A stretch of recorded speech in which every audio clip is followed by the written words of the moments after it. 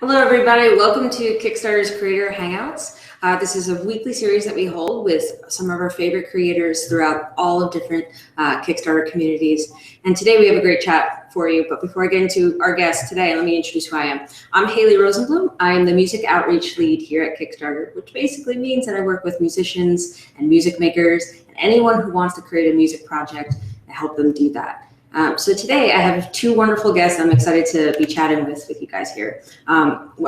First, I should tell you, if you have a question, you can submit it through Google Hangouts, through our Facebook page, and of course on Twitter at Kickstarter Tips. We're chatting today with Robert Fagan and Maria Aceves of Blue Hats Creatives. They are award-winning multimedia, multi-platform producers and the founding partners of Blue Hats Creatives.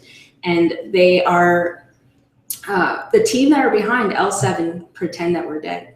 Oh, I'm so sorry. Pretend We're Dead. I said to myself, make sure don't insert that. Don't insert that. Sorry about that. Sorry about that. Apologize for my gaffe here, but I'm really excited to be talking with Robert and Maria today. In addition to producing the film and running a Kickstarter campaign for that, they also manage the band, who just came off of a really successful reunion year in 2015, while also announcing the film. So we're going to chat with them about their creative process in film, in music, and anything in between, how to make something with a community. So hello, Robert and Maria. Thank you for joining us. Hi. Hello. How are you, Haley? Thanks for having us. Oh, I'm so thrilled to talk to you. And thank you guys for taking the time out to chat with us. Of course. So we're going to chat, of course, about your Kickstarter campaign, which wrapped in February of 2015, but it spans years and years and years of history with L7 and the reunion, and basically culminating their entire career to introduce them to a new audience and to their fans. Can you chat a little bit about the film? What kind of spurred you to do it this year? Or last year, really, after so many years of putting all the pieces together? Sure. I'll say a few things about it. If I can recall back a year ago, it actually started, I would say, more like 2 to 3 years ago. We noticed, Danita, that is, from the band L7, noticed that there was a lot of people posting on YouTube videos from performances. And, you know, with a background in marketing as myself and Maria has, we really thought, we have to think about harnessing the power of, this community that is growing, online, posting, archived footage from the band in a really robust way. Like it wasn't like, oh, they got 12 views today, and or like, oh, we're up to 32. It was like, it was hundreds and then thousands and then tens of thousands, and we're like, what's going on it was like a wake-up call from the internet era on a band that didn't have an internet presence when they were active. Yeah, exactly. So I really started thinking how interesting this was, that you had a band that was really, really, on an upward momentum, in the 90s. At the same time, right, hitting, what many bands went through at the turn of the century, right, which was, to say this like perfect storm of, one, rock and roll is dead. Electronic music is the future. I remember living in New York City at the time, and I, really believed it. It was like we'll never hear a guitar again. And everyone's gonna have their Sony Walkmans, and this is pre-iPhone. And it's all dead. But then the obviously the demise of the record industry and the digitization of content. And so, with all of those together, people started really, disbanding. They couldn't survive in this climate, right, as a rock and roll band. Smashing Pumpkins couldn't get a label, deal. I mean, it was just the really, really like worldwide acts, found themselves really just without an audience anymore. And I think it was due to many of those reasons. You know, in particular, the digitization of music. Yes, it made people more popular on the one hand, but it didn't pay any bills. And, you know, and the touring support and stuff at that time without a label just was not enough to sustain itself. So the band, you know, really did kind of, go away for a few years and dissolve. Picking up from that theme, you know, that the band, had this community out there that slowly seeded online social, circles like YouTube and MySpace. We began to think about the opportunities, that could, that we could take from the fan base there. And that was the real germination of the film. Yeah, and also the fact that L7 had been so good at keeping, recording with their band camera pretty much their every move. So it was a very specific moment where people are wanting to see more and posting what they have. And then L7 having done such an incredible job at shooting all kinds of things that are just incredible home videos that are. Jennifer Finch, the bass player and founding member of the band, is a fairly well-known photographer as well. And, she cataloged a lot of the LA punk scene in the early 80s. And she always had a camera with her. And so, it did come to the conversation that, we've got, 50 hours of footage and Jennifer, you've got, 100 hours of VHS and high 8 tapes, Blue Hats, we've got to digitize this stuff. We got to put together. We got to see what's here. Let's get this stuff into a digital form and and see what we got. But that was the idea. But the real germination, came, when Danita really started going through photographs. And it was an easy, simple way to disseminate content over the web and build the Facebook page. And so what we really did, and we started this with absolute certainty, or I should say intention, that Danita would post very regularly, Monday, Wednesday, and Fridays, 12 noon Pacific time, without fail, a new photograph from the band, and add her special Danita-ism or twist to it, and that is what we did, and that's what we started with, and we went from 8,000 people to 120,000 by the time of the Kickstarter. So you started building the online presence for the band basically from the get-go, when you knew that they were there waiting, and so when you did your Kickstarter campaign, after, of course, the Facebook community was activated, you now had connection with the fans. They were there, they were present. Can you talk a little bit more about how you built your fan community kind of to get them ready to not only announce the Kickstarter campaign, but to also announce the reunion tour and to announce all the activity that you were doing concentrated in that moment? So basically your announcement plan in activating the community. Well, we knew from the very beginning that we needed to build the social side of things online, because these days that's kind of your validation for the world, right? So we also needed to reach out to fans to see if even the reunion is something that they could help us with. The band at that very time, when we started posting photos, had no specific intentions to reunite. So it was because of the fans that a lot of the things and the actions that we took were triggered. We were like, hey.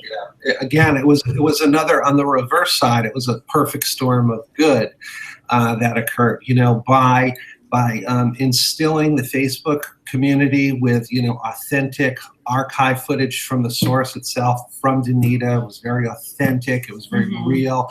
She shared, and very regularly and consistently, seeing that audience grow. There was just such an overwhelming response. When you go from 8,000 to 12,000, 14,000, then 25,000, and then you're geometrically growing like that, it's an amazing feeling. And there's a real momentum there. And you're like, And also seeing the geographical locations of all of these people being so spread out throughout the world. This wasn't a North American response. This was incredible, crazy in Brazil, worldwide, everywhere. And it was kind of a surprise after, you know, the hiatus and the time that had been since the last tour. Yeah, that's right. That's right. And that was a big wake-up call and a big push, and, you know, we need to do something for these people. It seems like it's the time to do it. And to look at the analytics, be able to look at the analytics of where these audiences were, you know, was really insightful as well. And so that led to really, okay, well, we know we're going to do this. We're going to take this archive footage. We're going to take the archive photos. We're going to make you know, a film. But before we do any of that, I want to have, you know, we agreed internally we want to have 100,000 Facebook likes. Yes. Before we launched the campaign. We were going to launch it initially in September or October, I think. October. And we had not yet hit that mark. Wow. So we actually delayed the launch of the campaign because we knew we wanted that metric. So I just want to remind our audience that if they have any questions for Maria and Robert, that you can send it to us through the G+ Google Hangout, or you can submit it to us through Twitter at Kickstarter Tips. We're reading the feed now. So if you have any questions, submit them. We'd love to answer them. But I think just to recap on what you're saying, that's fantastic. So your timeline for the project, for the Kickstarter campaign, not necessarily the film itself, but we could say the film itself as well, perhaps. It's very dependent upon the groundwork that you were doing with getting your fan base activated and making sure that they were paying attention and enthusiastic. So would you say that, like, you've noticed any differences since announcing the film and being on the road and being able to connect with fans now that the band has reunited? Have you noticed any difference in response to the social posts that you're doing and to other fan engagement activities? It's so immediate and automatic now. I mean, the likes come super quickly, comments. Anytime that we've announced anything important or posted a photo that had a significance that nobody had ever seen before, the response is immediate and automatic. It's like people are looking for it. They know that L7 is going to be talking to them now, and it's a really, really incredibly active page, and the support is there every single day. If anything, I would say that I was surprised, Haley, that, you know, coming from, you know, more a commercial marketing executive kind of background, working for, you know, clients and other people in the music industry that are not necessarily, you know, of the DIY nature of L7, you know, more commercial. I expected a lot more, not backlash, but trolls. You know, and, you know, like somebody at some point was going to this, just was sort of like, who needs the, you know, who needs to see them anymore? There's or been like, total. A couple, like, I mean, it's been very, very small. And for that, I was so grateful because Anita, as you know, she as determined as she is, she's not, you know, she even if you wouldn't be a fan, you just know that everything that's said from the L7 front is so genuinely true. Yeah. Like, I think the trolls come when you just know that somebody's really messing with you, and the intention of the words or money or whatever it is that it is. But Anita's voice has been heard just the way it was supposed to. I thought there were going to be more naysayers, frankly, and there really weren't. Whenever there's been one, the rest jump at their throat. That's true. It's quite exciting. Plus, I attribute it to really 100%. I attribute this to Danita's voice, right? Absolutely. The band, the you know, the internet, Reddit, all of these people, they, you know, they smell a rat when there is one, and, you know, as intentioned as we were in terms of process, we were equally authentic in terms of voice. Like, it was Danita saying that, you know, yes, no, maybe so, you know, blue, not green, you know, how high, you know, jump, you know what I mean? So it was very much like, but we also had to have the voice of L7. Yeah, and have our experience be the voice of the campaign itself, as far as when to launch, when to do certain things, because at the end of the day, if we wanted to make a film, we were going to need as much help as we could gather, which Kickstarter was so amazing. I mean, you guys really guided us through to start working on that campaign in such a great way, because this one and we get a lot of ideas, but they're not necessarily brilliant always. Can you talk about your decision to do the Kickstarter campaign? Robert, you had mentioned a few minutes ago about the industry, the music industry itself changing, and that influencing the band's decision of, you know, maybe not playing music together for a while after a hiatus. Can you talk about in terms of bringing the film to life? And you mentioned needing help or wanting support and to do something for the fans and for the history. What went into play in deciding to do the Kickstarter campaign? I mean, it's a great question, Haley, and it was one that we really took a lot of time, both internally at Blue Hat and with the band discussing, and which platform is, I won't mention any competitors, of course, obviously we went with Kickstarter, but we looked at the playing field out there. We discussed philosophically, with the band, whether or not, Danita at first was not really particularly keen on doing this, and it was like, why are we going to be asking for money, to people? Like, it's kind of there's a perception. Subject. On the one hand, there's a perception, why does Gavin such and such need money for a new record? And why does L7 need money for a new record? It's like, I think that, there is still that perception that, if you've made a record and it's become a hit and you have fans worldwide, you're a millionaire.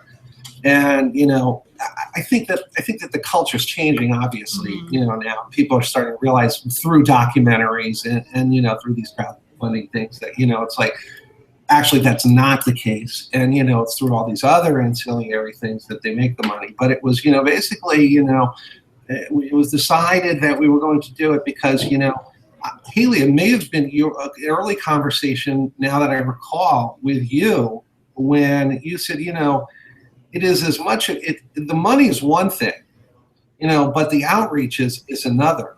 And the outreach and the channel that Kickstarter provided for us really was a closing, factor for us. Yeah. We looked at it as another avenue outside of Facebook to reach the audience that was not necessarily on Facebook or not necessarily a core fan, and to expand the audience. And it's also, as filmmakers, like, thinking of the business side of things too. I mean, if you launch a Kickstarter campaign and you fail tremendously and nobody supports you, then maybe that's great information to have on maybe you shouldn't be doing this film this way, or maybe the way you're communicating certain things is just not the right way. So it's a good stop sign or a little minute that you wait to know you're going in the right direction. For us, our campaign and how much time and dedication we took to design it in a way that had the best tears, the best things to say thank you to everybody that was helping us out. That was not an accident. We took a tremendous amount of hours, months to design it that way. And the fact that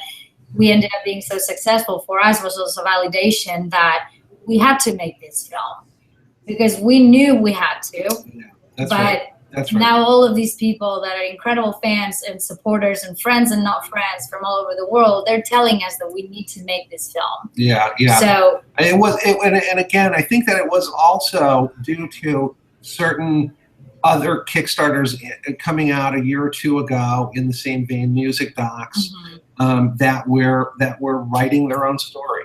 Yeah. And it was like, well, where's L7 in that? Where's the there's no mention of and she recorded there, and what happened?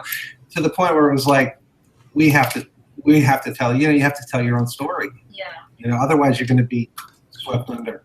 Absolutely, I think that's one of the most valuable pieces of advice you can give anyone who's creating any creative work and taking any risk. It's making sure that it's authentic to what it is that you have to share with the world. One thing that we were chatting about before we went online that I think might be really valuable is to hear your insights and how you crafted your reward tiers. So I work primarily with musicians and music focused people, but your campaign, which is technically for a film, has one of the most exciting array of selection of music rewards. Can you talk about how you came up with some of the reward tiers and how you married both the legacy of the band, so stuff that they did, in 1994, I think performance was one of the rewards, with what's happening now in present day with the film being released very, very soon. You talk about the music and the film as part of your rewards.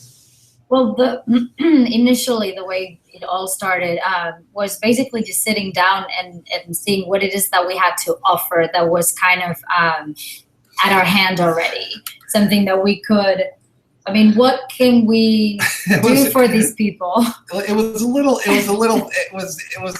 like, just to throw in a funny footnote here, but you know, it was a painful process at times. No, but not in the beginning. Well, the beginning was beautiful. No, the beginning was beautiful, but at the point of it, but at the point of engaging Danita and the band, there were sentimental moments, there were emotional moments, and then there were angry moments where it's like, do they want DNA too? Yeah. Because we were brainstorming and I'm like, oh, and can you sign this and will you do that? And she was like, the list was. So we had to find the balance between really artistic, keeping the brand L7 authentic to the band and what they would or wouldn't do, and us as marketing and producers who like want to like, otherwise we would have had her jumping out of playing into your backyard, and just in insurance we would have spent 3 times what we made for Kickstarter. Surprise! I'm doing this voice. She'd be cooking dinner in the cul-de-sac, and and taking Fido out for a walk. But just so that this information can be useful for Like, anybody no, listening, we just turn a little wacko here. Like, yeah, that's not happening. I'm like, okay, all right, you're right. We started with the initial steps that was like, we need to give music as a reward. This is a band, right? So what can we offer that we have access to that would be something special that not a lot of people have or nobody has in the music side? That was A. B, what can we do personally? What is it that we can ask the band for to do personally to reward these people that are supporting us? Then C, we had the rewards that were directly tied to the film, whether it's a credit or something that only the film could provide. And then a little bit of randomness in there where we mixed all of the above. Yeah. And that was kind of the categories with which we started. And again, what we were discussing a little earlier when we were on our Yet, a lot of the things that we consider most valuable had a huge personal touch to it, right? Thank God we didn't end up going in that direction, because the fulfillment of Kickstarter is proving to be a huge task on itself. Huge undertaking. Because of the amount of people that responded to our campaign and the incredible detail in each of the tiers that we designed.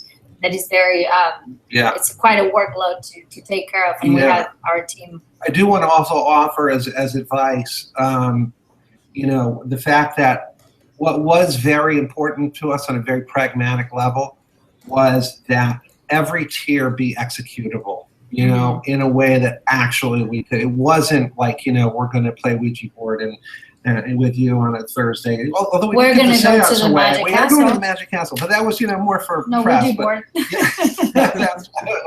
Close enough. But for the most part, we really, between the $25 and the $100 and the $50 tier, we really wanted executable items that could be shipped independently of, whether or not a distributor came on. And we had read that, certain Kickstarter campaigns were, getting into some trouble because, distributor may pick them up in some process, and then they were like, well, we don't care about your special screening, and, we're not going to give you plane tickets to, to Cannes. So, so we really kept that in mind as well. Now, that said, anything that we could take care of. In all fairness, I mean, it should be, the truth should be known that we're actually behind. We're just about to release our final tiers, of rewards. We're about 6 months behind schedule due to many factors. One, just the nature of the band touring around the world, which we didn't know at the beginning, of the schedule, that they were going to be going to Europe, and like all of this, it happened so fast, and their time became really valuable, and so.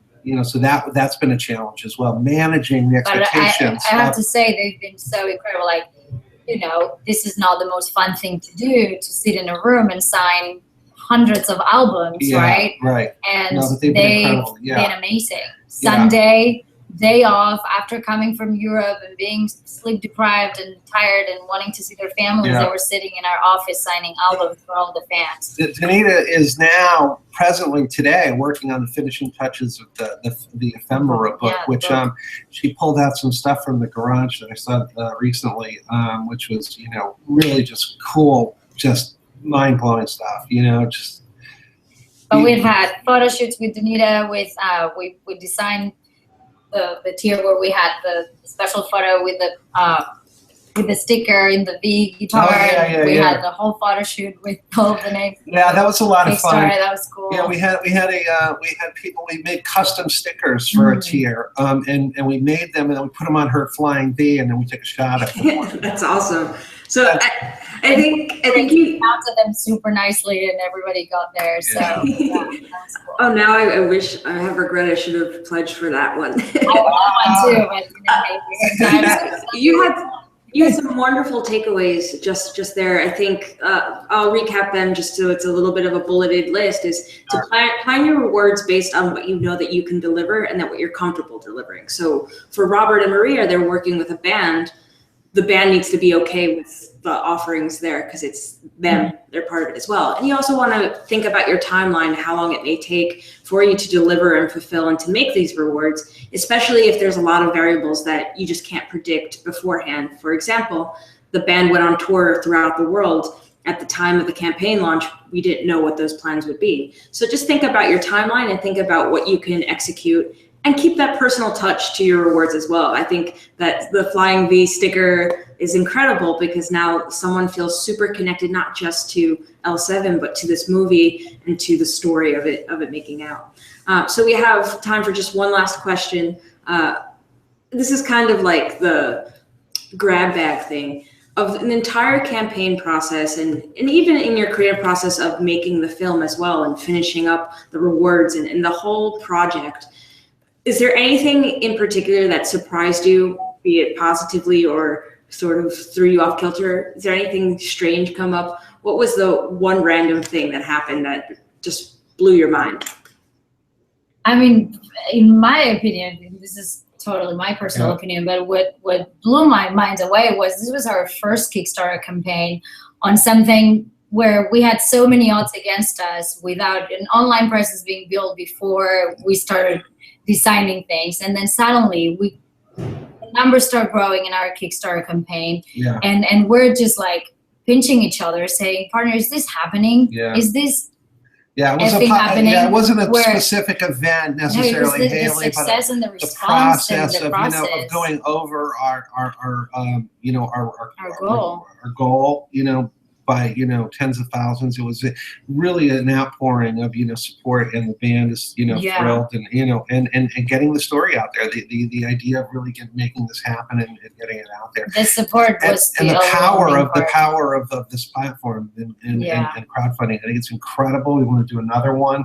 We've got a couple of other projects in mind already. I just think it's such a great opportunity for for people. I will add one last note about the success of the campaign, and this is dependent on what kind of product or what kind of movie you're going after. But really, it was important that we had the 100,000 likes, but it was also important that we had 10,000 email addresses.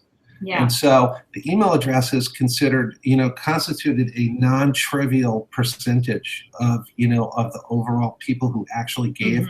Facebook is a social platform, and want to buy when they're on Facebook. They want to peruse. And it's got to become so you get an email with them, and then they really just click that email and shoot through to donating. So if you can do an email list and you can build that beforehand, I would definitely do so. Yeah. But for us, resulted in an incredible 2015, seeing L7 on stage, killing it all over the world, and just making this little dream happen. What was great was seeing a lot of these Kickstarter people where we gave reward tiers to backstage, and from Prague to Paris. They did backstage photos with the meet and greets were amazing. We've been able to go to a few shows, obviously not all of them. We got to work, but but that's been, it's been the support, the overwhelming support, and the success of the campaign were certainly celebratory moments at Blue Hats Creative. Selling out, the band selling out the Electric Lady Ballroom in 3 hours too in London. Oh yeah, that was pretty much like. There's been a lot of moments, Haley. This can last Well, it's no doubt been an incredible year for L7 and for the film. I want to thank you both, Robert, Maria, Blue Hats Creative. Thank you so much for joining us today at this Creator Hangout. I hope the advice that you guys gave are helping inspire more people to do more creative things. And listen, we're on the edge of our seats waiting for this film. So you take your time. We know it's been many years in the making, and we're very excited to see it when it comes out. So thank you both for your time. And if for more information and more advice and tips and best practices and inspiration, you can check us out at Kickstarter Tips on Twitter, on YouTube, of course, and on Kickstarter.com. We're here for you guys. Thank you, guys. Thank you. Thanks, Haley. Bye.